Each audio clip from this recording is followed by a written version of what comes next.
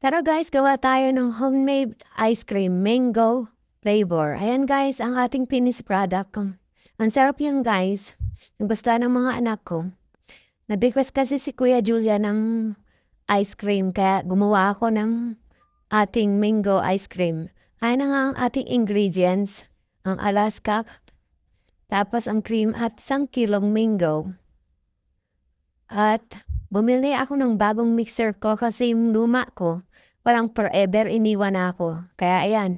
Tapos nilagay na natin ang ating Alaska crema asada at ang some cream. Tapos ate, ayan na nga ang ating mango.